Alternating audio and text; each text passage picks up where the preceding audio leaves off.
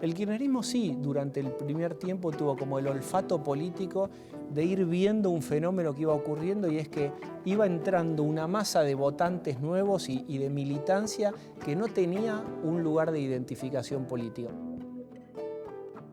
Y vos ves en el discurso el mismo fraseo, la misma terminología, las mismas ideas que tenían hace a lo mejor 40 años. El ejecutivo que va a tomar decisiones tiene que tener algunos rasgos que no son del promedio de la gente, justamente por eso, porque tiene que estar con la piel más dura. La gran pregunta de la década que obsesionó al kirchnerismo: ¿la gente a qué le cree más? ¿A lo que ve por la ventana o a lo que ve por la pantalla? Si no está enunciado, si la cosa no está nombrada, a lo mejor no está pasando del todo. Hay un pacto implícito casi entre el votante y el político que es, si vos sos capaz de garantizarme cierto nivel de empleo y de consumo, yo no voy a mirar del todo cosas non santas que vos hagas.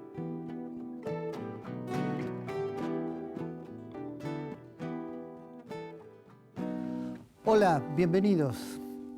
Gracias por estar ahí y a ustedes por estar aquí. Presten atención hoy. Como saben, el periodista, uno de sus instrumentos es la pregunta. Pero ¿qué pasa cuando ese periodista además es un psicoanalista, es un terapeuta, que también utiliza la pregunta pero con otra intención? ¿Qué pasa cuando es él el que entrevista? De eso vamos a hablar con Diego Sheikman, autor de Políticos al Diván, que es en realidad el libro que recoge todas las entrevistas que publica habitualmente en el diario La Nación, bajo ese acápite Políticos al Diván. Y hay un subtítulo en el libro. Diego, bienvenido. ¿Cómo estás? Gracias por la invitación. No, por favor. Gracias a vos por tu trabajo, en principio, porque nos haces un fresco de la cabeza del poder. Y me refería al subtítulo del libro: ¿cómo piensan los inconscientes que nos gobiernan? Me imagino ahí que hay un doble sentido de la palabra esa es inconsciente. una perla de Juan Boido, que es el editor de Sudamericana, que él se retira a la montaña a pensar y vuelve con un puñado de frases y títulos, y a todos los libros les va convidando. Es una cosa de locos. Pero acá y tiene un doble sentido. Claro. ¿Compartís el doble sentido? Es decir, ¿pensás que los que nos gobiernan son unos inconscientes? En el buen sentido, me parece, digamos. Hay que tener cierto nivel de inconsciencia, digamos. En general se les pega mucho a los políticos. Esta es la verdad, se habla de su narcisismo, de su exceso de ego. Sin esas características sería muy difícil llevar adelante una tarea como la política, en donde vos tenés que administrar tantos puntos de vista y tanto conflicto antagónico. Y esta cosa de cierto nivel de inconsciencia o por momentos cierto nivel disociativo es lo que les permite ir para adelante, ¿no? Voy a empezar por el final, digamos, por la reflexión que causa la lectura del libro.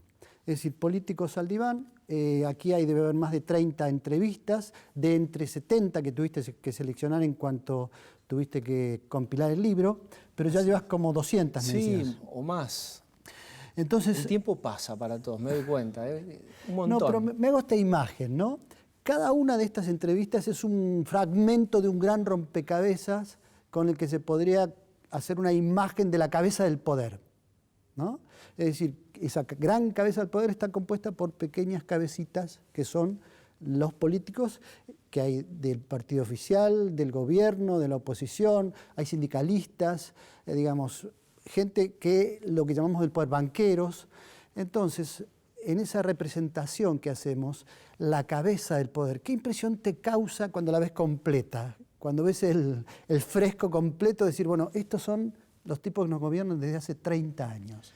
Bueno, es linda la pregunta, porque en realidad casi es una descripción anatómica de una cabeza en donde vos tenés un lóbulo frontal que debería ser el poder político o los políticos netos de ahí, y después tenés hemisferios, el hemisferio gremial, el hemisferio empresarial, y cómo conviven y se conectan.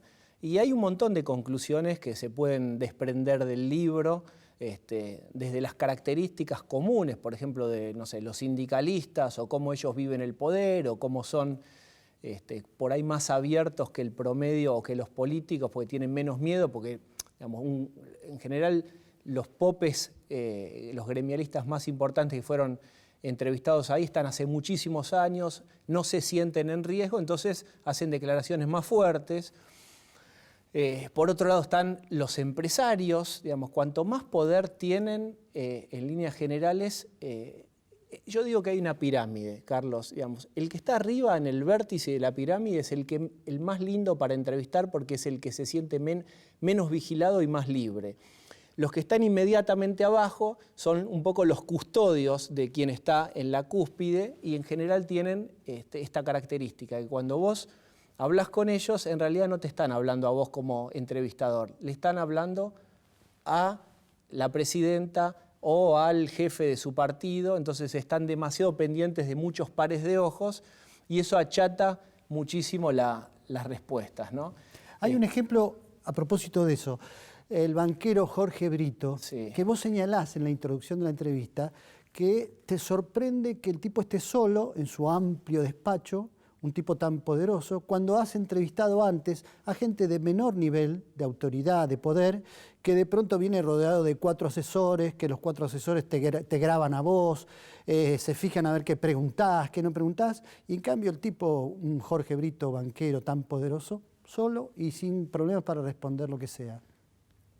Cuando vos sentís que tenés el poder, en general, no tenés una corte de gente que te protege, digamos, contemos esto también que vos haces referencia, muchas veces uno va a grabar y te graban cruzado, como para hacer un check-in de que vos después no los vas a editar o no los vas a trampear con eso.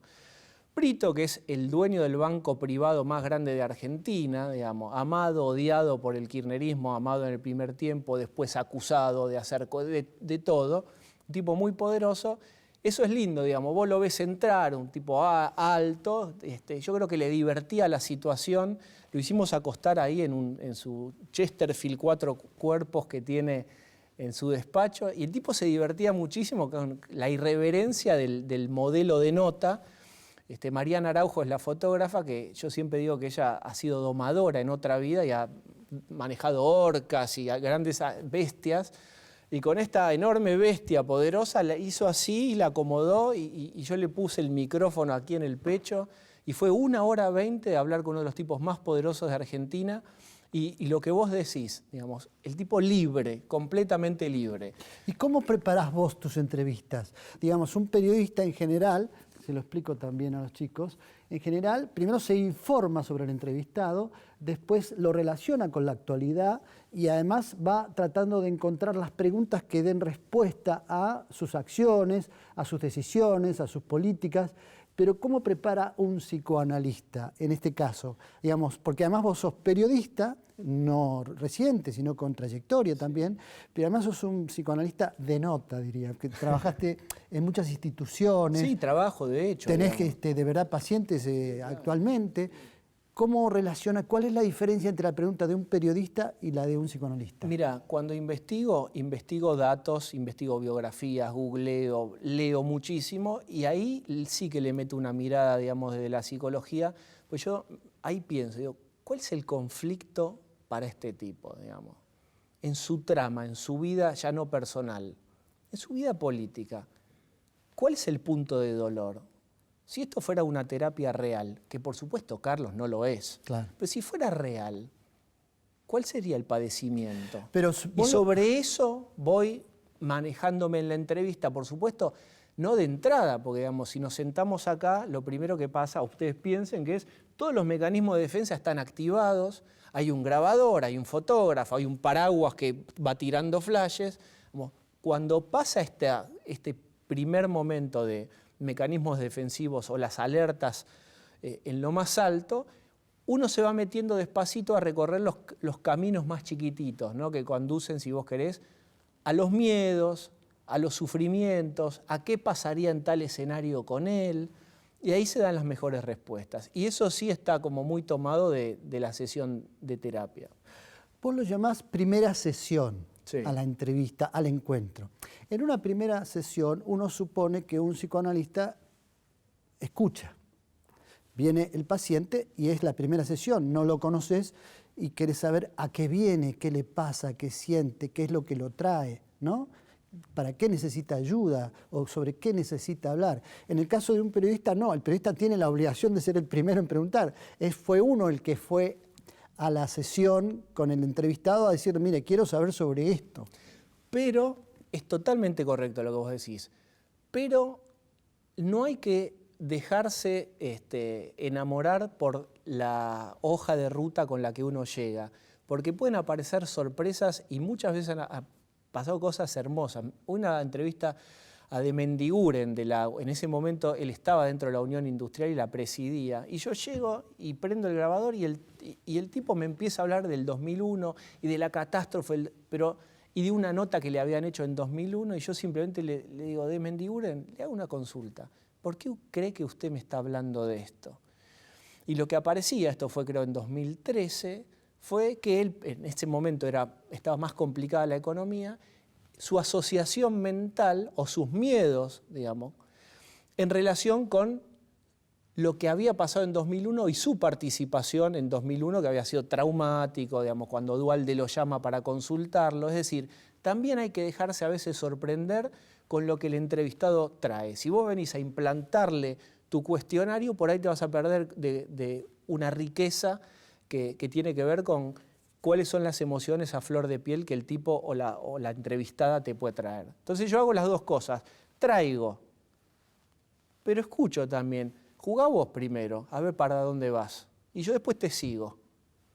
No con todo el mundo se puede, Carlos, porque vos sabés que hay gente que se siente vigilada por infinitos cables y cree que, como yo te decía antes, que lo están grabando para mostrarle viste que hay como unos compendios de prensa que le muestran a Cristina, a Mauricio Macri, a todos los líderes, a ver qué dijo cada uno. Entonces, esa gente es la que está más vigilada, pero hay otra gente que es interesantísimo y los que han pasado por terapia y tienen más seguridad personal, es divino entrevistarlos. Es un placer.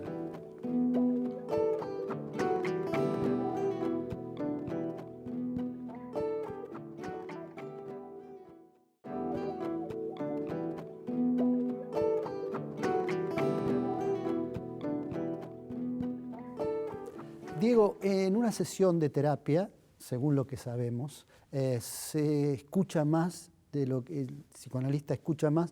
¿Qué es lo que escuchaste vos de todos estos inconscientes que nos gobiernan?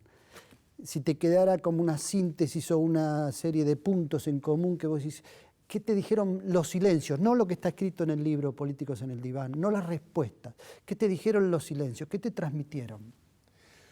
Mira, muchas cosas. Una de las que más me llamó la atención, Freud hablaba de algo que se llama la temporalidad psíquica, que quiere decir que a tu consultorio va una señora y te cuenta desgarradoramente lo que siente porque el marido se fue de su casa y la dejó. Y vos le decís, ¿hace cuánto ocurrió? Hace 30 años.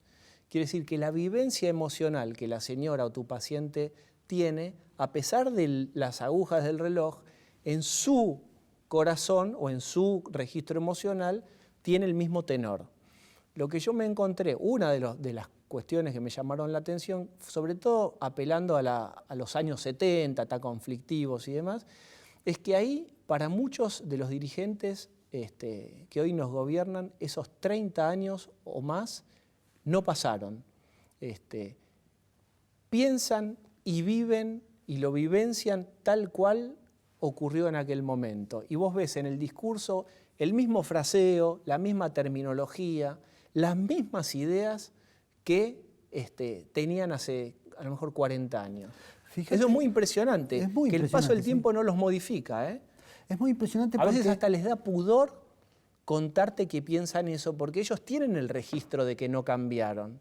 Entonces, ahí hay como cierto ocultamiento o te corren el eje para no mostrarte lo que verdaderamente piensan, que es que piensan igual. Claro. El tiempo no pasa. Acabo de darme cuenta de algo, ¿no? Porque tenemos una audiencia de gente joven, la gente que viene aquí, y además nuestra audiencia en general, que son gente joven, digamos, nacidos en democracia, y observo, por lo que vos me decís, que estamos gobernados por mayoría de gente que vivió los años 70, que no sale de ese, que sigue viviendo en esos fantasmas, en esa historia que le tocó de alguna manera, y hay como una distorsión entre el poder y la gente. Los jóvenes ya están en otra historia, pero gobernados por... ¿Es algo así lo que percibo? Me parece que lo que se instaló en, digamos, el ciclo kirchnerista es la idea de que se recuperó la política, digamos, lo cual es cierto, aunque parcialmente, porque también contémosle que la primavera democrática de Alfonsín fue fuertísima. El mismo partido peronista fue el que anestesió la política en los años menemistas, y más o menos son los mismos personajes que uno ve ahora. Ahora, es cierto que después hubo como un florecimiento de la participación, y acá hay un tema que también hay que mencionarlo, y es que durante muchos años los partidos políticos, sobre todo en los 90 y después 2001, 2002, no apelaban al registro discursivo de los chicos que por ahí tienen 20, 18, 22, 25. El kirchnerismo sí, durante el primer tiempo tuvo como el olfato político de ir viendo un fenómeno que iba ocurriendo, y es que iba entrando una masa de votantes nuevos y de militancia que no tenía un lugar de identificación política, porque hubo otros partidos que hoy sí tienen, digamos, juventudes, claro, pero en un principio no. Pero ¿no es propio del peronismo eso de encontrarse con generaciones nuevas a las que les venden un discurso viejo? Eso puede ocurrir también. Se vende una épica, una idealización, una nostalgia. Viste que una cosa es la memoria, otra cosa es la nostalgia, digamos. ¿Qué es la nostalgia? La memoria con Photoshop. Vos la mejorás, en general, mejorás cómo fue aquello o lo distorsionás con tu mouse interno. Y en un momento, para construir una identidad política, vos necesitas crear mojones. Esos mojones son mitos. Suponete, Tomás Abraham dice una cosa interesante, que dice que para crear vos necesitas un muerto y un enemigo. El muerto en su momento fue, suponete, Néstor, que dio la vida por la causa, y el enemigo era la oligarquía, los medios hegemónicos. Con eso vos construís y motivás para la construcción de un partido político. Bueno, eso yo creo que el kirchnerismo tuvo la habilidad.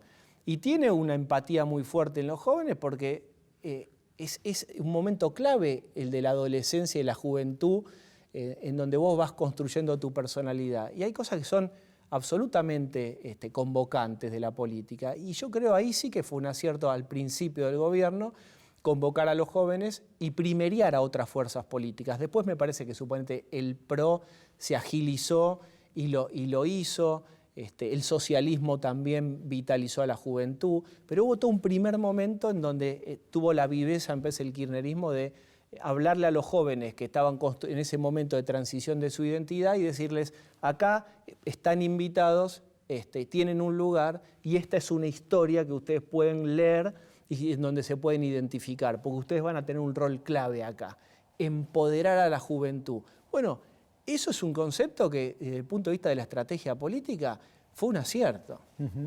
Hay personajes muy representativos de esto que vos decís en el libro. Una entrevista con Kunkel en particular, sí. Carlos Kunkel, un personaje no muy conocido por los jóvenes, pero que ha tenido una influencia política casi durante 40 años. Desde roles secundarios, no tan importantes, se dice que fue el jefe de Néstor Kirchner en la militancia en La Plata, que tuvo influencia sobre Cristina Kirchner, después fue diputado, de uno de los diputados que se rebeló a una decisión de Perón, después fue diputado... Pero es interesantísimo, él se le reveló... Yo una de las preguntas que le hago a Kunkel, Kunkel, vamos a contar que en un momento hay una conferencia, creo que en Olivos, donde Perón dice: bueno, vamos a combatir a la guerrilla. Más o menos, palabras más, palabras menos. Y Kunkel y otros diputados más no hacen obediencia partidaria. Se levantan, se sacan la camiseta, por decirlo metafóricamente, y en desacuerdo con el líder se van. Y yo lo que le preguntaba es si no era una paradoja, ¿por qué él había sido con Perón más irreverente de lo que muchos jóvenes hoy habían sido con Cristina o con Néstor? Sobre todo con Cristina, cuando, digamos, ya cosas del kirchnerismo empezaban a ser más cuestionables, claro, y que no tenían tanto que ver con el espíritu. Claro, ahora se registra un fanatismo que en otro momento se podía discutir con el líder. Ahora no, ahora se acepta a libro cerrado, decisiones, no se admite ninguna contradicción. Pongamos un ejemplo sencillo, digo, el vicepresidente de la Nación, que es un personaje que viene del liberalismo, de la UCD y demás, elegido por Cristina Kirchner, sospechado de delitos gravísimos, es ocultado por el propio poder, bajado de perfil, pero no hay un cuestionamiento interno que haga que diga, sí. ¿por qué ese es el vicepresidente? Bueno, pero hay una cosa, esto alguna vez lo charlamos fuera de cámara, que para mí fue impactante y está en el libro también, que es esto. ¿Se dice la verdad en política? Habría que decir, supónete en el caso de Vudú o en el caso de otros, ¿debió haberle soltado la mano Cristina a Vudú? Bueno, en una de las entrevistas... Perdón, de hecho se la sueltan, porque lo mandan a China o a donde sea, con tal de no tenerlo en la foto. En los hechos, pero discursivamente no hubo un hasta acá, nosotros hasta que sea investigado lo vamos a apartar porque no queremos... No está dicho, está hecho. Y ahí una cosa que me impactó mucho, yo a un funcionario kirchnerista que yo además respeto mucho y bastante importante, en un ascensor le dije, ¿no crees que Cristina debió haber hecho algo parecido a lo de Dilma, de reconocer los errores y de soltar la mano a los sospechados y que eso la hubiera hecho más transparente y más creíble? Y me fulminó, me miró así en el ascensor, porque no me lo olvido esto. Y me dice, no, flaco, todo lo contrario. Ese fue el error de Dilma. Aceptar, confesar que sí, reconocer. Eso no se hace nunca. Fíjate cómo está Cristina en las encuestas y fíjate cómo está Dilma 6 feet under, enterrada. Y para mí fue un baldazo como de Realpolitik que me lo tiraron en la cara, en donde yo entendí un poco la lógica, que es nunca se reconoce el error. A un gobernador de la provincia de Buenos Aires, a un exgobernador, un día también le pregunté, yo dentro de, no sé si llamarle a ingenuidad, yo decía, ¿no les conviene a ustedes hasta desde lo estratégico humanizarse, de vez en cuando reconocer un error, que son falibles, que se pueden equivocar, que son como sus votantes, personas de carne y hueso que la pifian? Y me dijo, no, Diego, me dice, nunca se reconoce un error. ¿Sabes por qué? Porque después los medios de comunicación cortan esa frase donde vos reconoces, la empiezan a multiplicar, tus oponentes políticos también la empiezan a hacer circular, eso queda instalado en el inconsciente colectivo y te funciona como una lápida, que no te la sacás más de encima y es tu muerte política. Nunca se reconoce el error. Es terrible.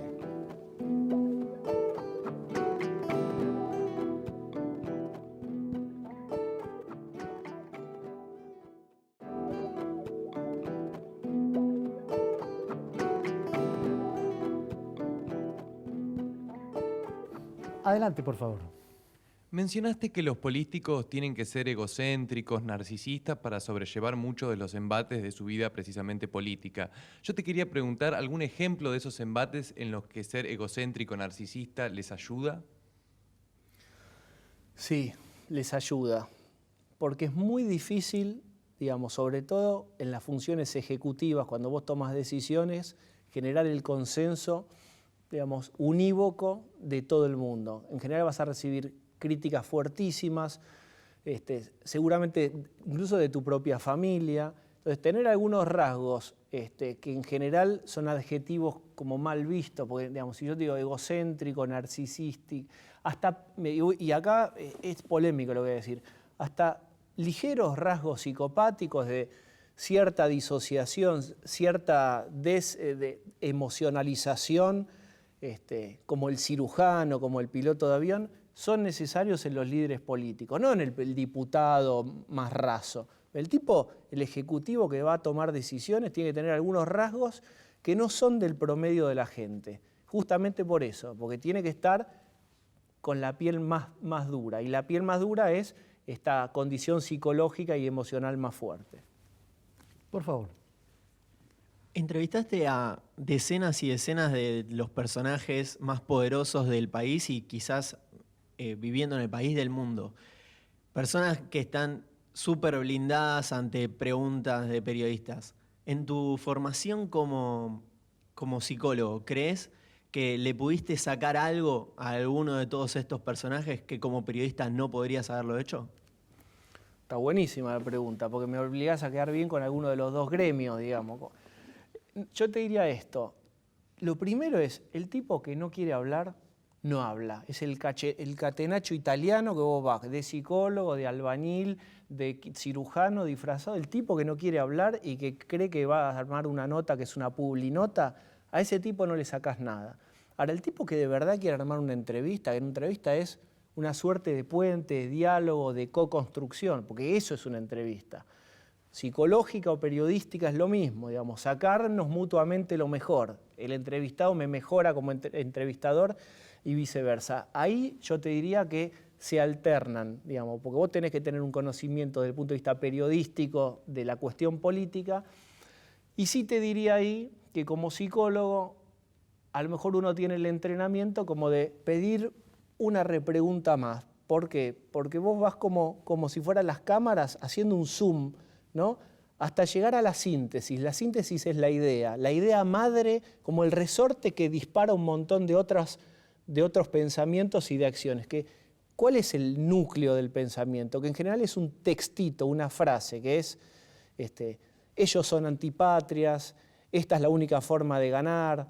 Vamos, siempre cuando vos vas repreguntando vas llegando a la idea, a la piedrita madre, ¿no? a la roca dura del pensamiento. Eso en el mejor de los casos, intentar hacerlo. Eso de la psicología.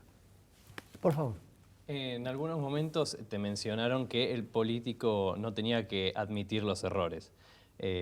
Los políticos inconscientes, ¿te ha pasado algún pequeño ejemplo, ¿no? de que ha admitido algún error y se le ha escapado de manera inconsciente?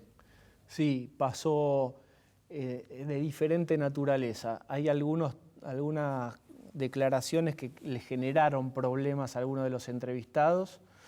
No quiero decir quién, porque si no parece que además uno se pusiera contento con eso, y la verdad que yo soy medio culposo encima. Entonces después llamo y si le trajo lío, digo, uy, esta cosa, te confieso que yo tengo ambigüedades con eso también, digamos, porque tu juego es sacarle algo, pero por ahí son buenos tipos y le sacaste algo y se les jodió la carrera o algo así.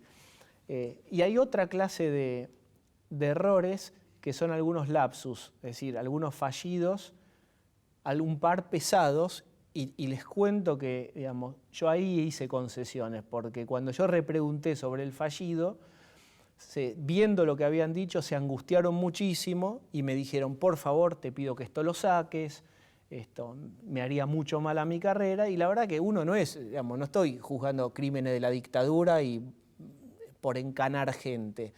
Si el tipo te pide y tiene un registro de que se equivocó y demás, vos sos el periodista y no es una indagatoria. Y he hecho alguna concesión al respecto con eso.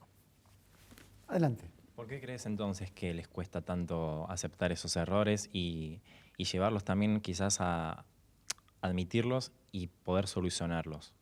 Hablando desde el lugar paciente-psicólogo, ¿no? Me parece que ahí tenemos un ejemplo lindo para comentar, que es que desde la alianza del gobierno de la alianza, el gobierno de la alianza tuvo que pagar platos rotos fuertes, además de sus propios errores fuertes, ¿no? El gobierno de la alianza tiene la característica que tiene, primero, a Rodolfo Terráneo, voy a poner como ejemplo muy breve, no se asusten, que él dice, a esto hay que salir del 1 a 1 porque esto es una bomba, explota.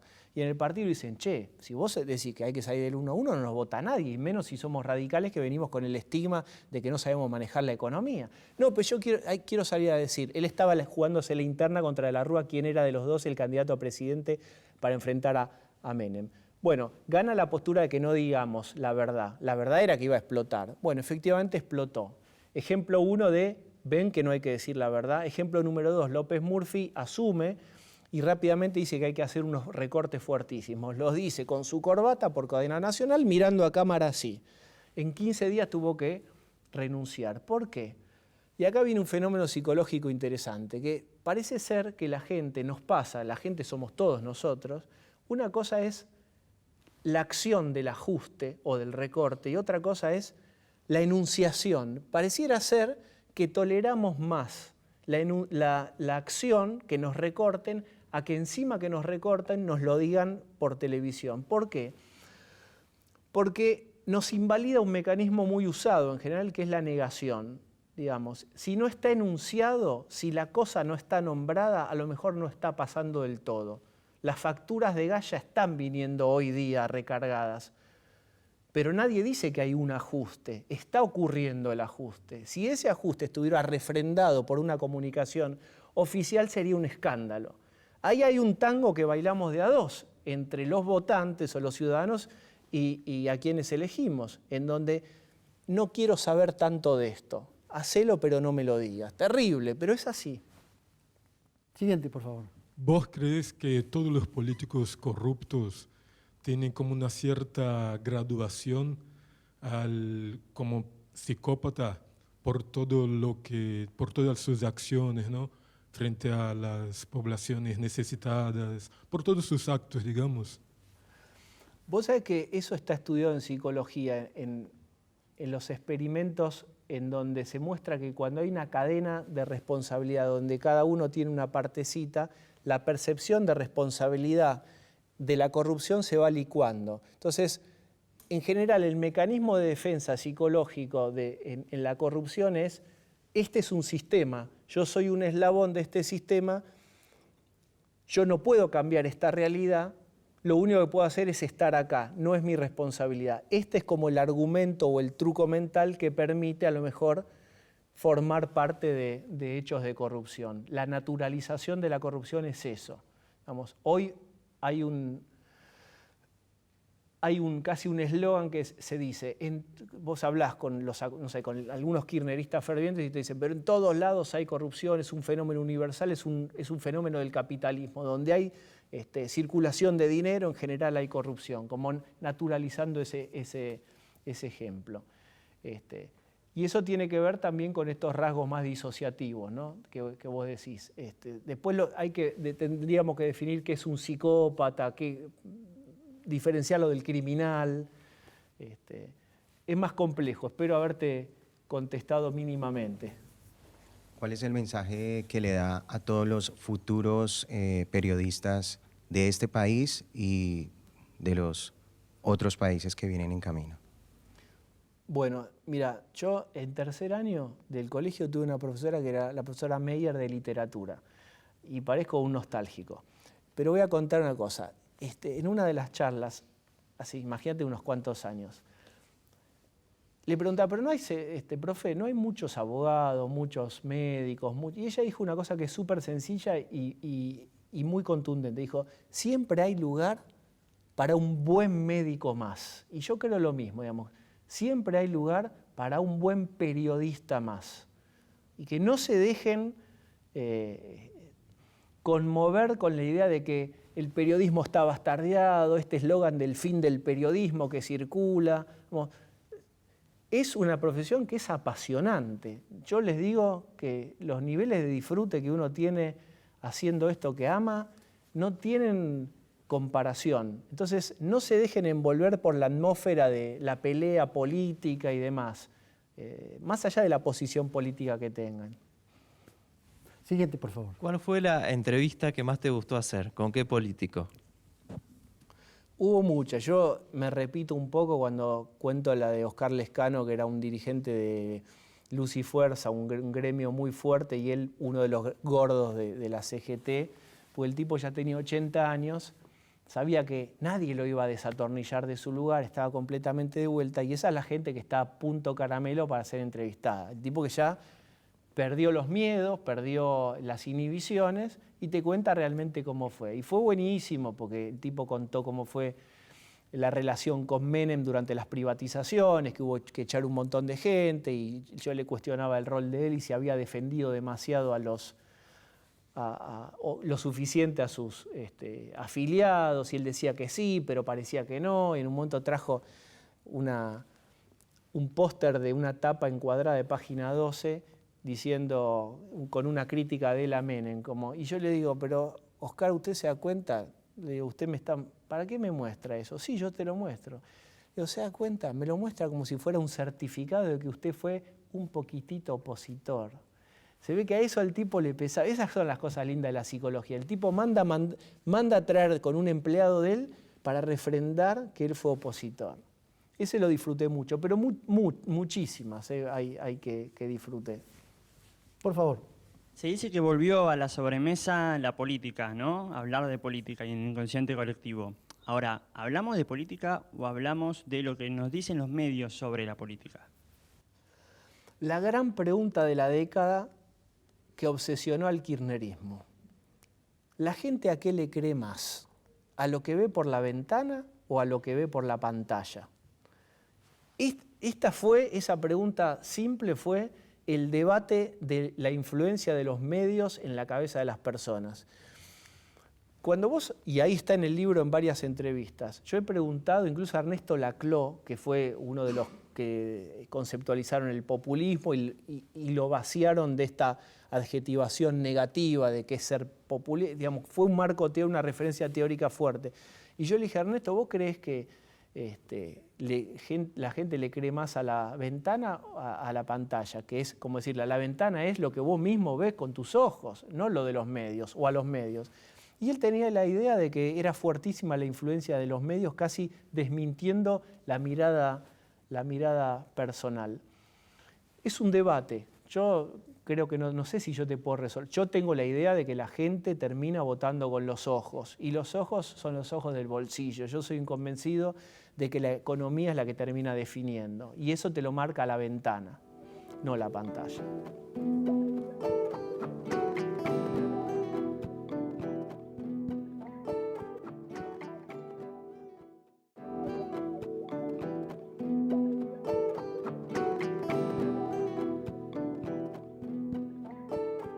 Diego, a propósito de una respuesta que le dabas recién a los chicos, recuerdo a Menem diciendo después, si yo les decía lo que iba a hacer no me votaba nadie, ¿no? Y guiñaba el ojito, y el pueblo argentino festejaba. Y el pueblo argentino festejaba. Digamos, esa complicidad de los votantes también, ¿no? Que hace a lo que llamamos asumir responsabilidades. Estamos acostumbrados a echarle toda la culpa a los políticos y no hacernos cargo de lo que nos toca. Pero a su vez también, y de acuerdo con lo que leí de las entrevistas que haces y que se publican habitualmente los sábados en La Nación, no encontré a nadie que se haga cargo de nada. Entonces, cuando hablamos de menemismo, el kirchnerismo dice, no, bueno, pero eso no era peronismo, nosotros somos peronistas. Y la cuestión es que entre los sismos, peronismo, menemismo, kirchnerismo, dualdismo, sciolismo, te lo van llevando de tal modo y uno se siente como decir, al cabo de 30, 40 años, dices, pero no es todo lo mismo. Como si fuera un programa que te va bajando la actualización. Te dice, ¿bajaste la actualización del peronismo? Sí, ahora se llama kirchnerismo. Cuando empieza a fallar, te baja el sciolismo. Entonces, siempre tienen su versión actualizada que mejora la anterior. Hay una cosa interesante que vos planteaste ahí. ¿Cómo puede ser que cuando nos guiñaban el ojo y alguien nos decía en la cara, les mentí, no iba a hacer esto, pero si se lo decía no me votaban? Y guiñaba el ojo con esa simpatía. ¿Por qué el pueblo argentino? ¿Por qué nos reíamos y demás? Lo más fácil sería enojarnos con nosotros mismos, ¿no? Como cuando uno ve esas fotos viejas en los álbumes y dice, ¿cómo pude haber vestido así? Esa campera horrible, ¿cómo pude haber votado así o vestido así? Hay un ensayo de explicación que tiene que ver para mí con la inestabilidad económica de las últimas décadas, ¿no? Digamos, si vos pensás en hiperinflaciones, tablita de Machinea y demás, los últimos 40 años, la cantidad de ceros que perdió el peso argentino, digamos. Hay una teoría ahí de un psicólogo que a mí me gusta mucho, ya murió, se llama Abraham Maslow, que era un americano que inventó una pirámide. Obvio, una pirámide es así, de la autorrealización. ¿Qué cosas necesita el hombre para ser feliz o para realizarse? En los estratos más bajos están los fisiológicos, la respiración, la alimentación. En el segundo segmento de la pirámide está la sensación de seguridad, por ejemplo, tener empleo. Después hay varios, y recién en el último, en el vértice de la pirámide de nuestro amigo Maslow, están las cuestiones morales, la corrupción, la verdad, la mentira, el engaño.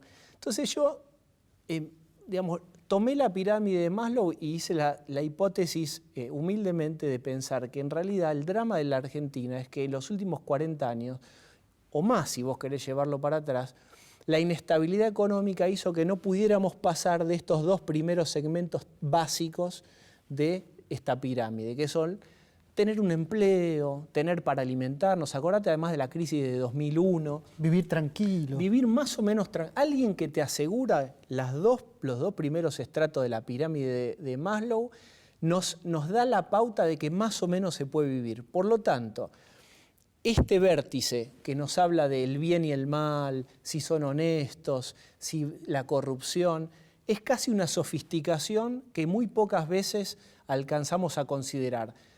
Las consideramos y las tomamos en cuenta cuando la economía cruje. Si no, es una sofisticación. Hay un pacto implícito casi entre el votante y el político que es, si vos sos capaz de garantizarme cierto nivel de empleo y de consumo, yo no voy a mirar del todo cosas non sanctas que vos hagas. Este es un pacto tácito que me parece que es una consecuencia de la historia político-económico de Argentina, ¿no? De hecho, digo, hay en algunas entrevistas como la de Aníbal Fernández que haces acá, y con lo que hace habitualmente Aníbal Fernández y con lo que dice cotidianamente, hay una sensación como que al poder no le importa, maltrata, desinforma, niega, no se hace cargo, insulta, y eso termina por hacer que, al no tener consecuencias, nosotros sintamos los ciudadanos una cierta resignación, decir, bueno, tenemos que hacernos cargos también de que esto es lo que votamos, esto es lo que elegimos, ¿no? El argumento fue, digamos, para este discurso, si vos querés, más popular, con frases más de calle, digamos, el argumento central era, fíjense en los 90, quiénes nos gobernaron, cómo estudiaron en Harvard con las mejores notas y a dónde llevaron el país. Fíjense ahora cómo gente con más empatía con las clases populares y que hable para que el otro entienda, digamos, ahí te lo citan a Jauretche, digamos, que si alguien, viste esta frase de que si habla un economista y no le entiende, quiere decir que te está hablando para que no entienda. Como, se ha tomado muchísimo eso. Ahora, hay otro aspecto que tiene que ver con la beligerancia verbal, y esto es como los umbrales de agresividad van subiendo y se va naturalizando. Sí, esto es cierto. Yo creo que en líneas generales, y ahí sí los medios de comunicación también tienen responsabilidad, el nivel de agresión verbal creció. Y me parece ahí sí que se produce una desensibilización en donde uno va escuchando cosas y las va naturalizando. Ahí sí yo sí veo un riesgo, porque me parece que no va a faltar el desequilibrado que, viendo que se acusa a alguien por televisión desde lo más alto del poder, crea que pueda, para quedar bien con el modelo o el proyecto, y no hablo de ningún líder en especial, sino en general, quiera hacer justicia por mano propia o los scratches generan eso también, ¿no? La violencia verbal genera eso, que otro pueda tomar represalias en nombre de los líderes. Hay una cosa que también le decías a los chicos, que en definitiva terminamos votando con los ojos del bolsillo. Pero si uno ve la historia argentina, sobre todo en democracia, hay unos ciclos recurrentes de crisis profundas, graves, económicas, alguna recuperación porque aumenta el valor de la soja o porque pasa algo que nos salva y volvemos a caer en esa crisis y volvemos a caer, estamos de nuevo a punto de caer en una crisis de las históricas. Entonces, ¿cómo es que pareciera que votamos con el bolsillo porque sabemos o hemos aprendido de las crisis, pero en realidad venimos de fracaso en fracaso? Entonces, por último, te quería preguntar, después de toda esta lectura, estas entrevistas, estas miradas que hiciste sobre lo que es el poder, y en estos 30 años, ¿hay un diagnóstico de por qué nos va mal y hay un pronóstico de cómo nos puede ir en función de tus entrevistas con el poder, ¿no? Alguna vez jugué con la idea de qué diagnóstico psicopatológico le cabría a la Argentina si fuera una mujer. Y quizás, y dicho con cariño, podríamos decir que tiene algunos rasgos borders, ¿no? Los rasgos borders son una identidad, una personalidad más lábil, más mimética, digamos, vos podrías decir, muy sujeta a personalidades dominantes. Siempre la border o el border necesita una pareja muy fuerte que la guíe, como si fuera casi quien le arma la vida. Y lo que sería el caudillo político. Un caudillo. Argentina ha tenido, digamos, Argentina como mujer ha tenido novios o maridos muy fuertes, Roca, Sarmiento, Menem, Perón, los Kirchner, y pareciera que cuando Argentina se ha puesto de novia con líderes más blandos le ha ido mal, digamos, con De la Rúa, que era el honesto, pero no pudo contener a esta Argentina más borderosa. Y también esta mímesis de personalidad, donde en los 90 éramos Estados Unidos y estábamos orgullosos de ser o Europa o Estados Unidos con el 1-1, e identificarnos en ese espectro de valores. Ahora parece que éramos latinoamericanistas durante la última década o más, mirando hacia Sudamérica. Como esta cosa de no hay una identidad definida totalmente, del todo, y que tarda en terminar de consolidarse. Ahora cualquiera de los candidatos que gana ahora propone más un giro al centro también. Todo el tiempo vamos. ¿Sabés, Carlos, cuál es el único medio de transporte en la Argentina que siempre llega a horario? El péndulo. Así vamos. Bueno, ahora el péndulo va para el centro. De todos modos, me interesa transmitir un mensaje optimista. Me parece que uno va aprendiendo de algunas experiencias y la gente vota también lo que hay, digamos. Lo ideal es enemigo de lo bueno. Vos vas a la góndola y están estos, digamos. Yo estoy esperanzado en que cualquiera de las versiones de los nuevos, del presidente que sea, va a haber cosas que ya no va a poder hacer. Ese es mi deseo, pero es ya un deseo. Bueno, como cierre de esta primera sesión, creo que salimos más optimistas de lo que entramos, Es decir, que nos fue bien. Creo que va a dar para seguirla también pronto. Tendremos una segunda en la que ya hablaremos de otros problemas. Pero en principio, gracias Diego, gracias por tu trabajo también. Me encantó estar acá. Sabés que te admiro mucho y es un honor haber estado en esta misma silla y también con ustedes, chicos. Gracias.